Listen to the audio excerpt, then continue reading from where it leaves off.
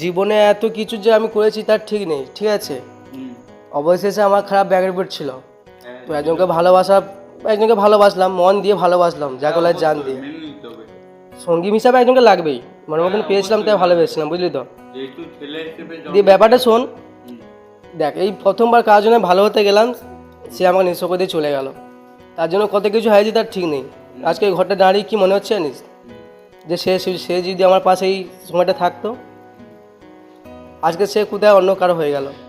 অন্য কারো ঘর তাহলে আমি লাস্টে আজকে কোথায় চলে গেলাম, হারিয়ে গেছি।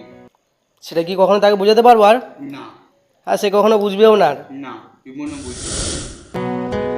কার কপালের টিপ, কার কপালের টিপ, কার হয়ে যায়, চলে গিয়ে ভুল করেছে।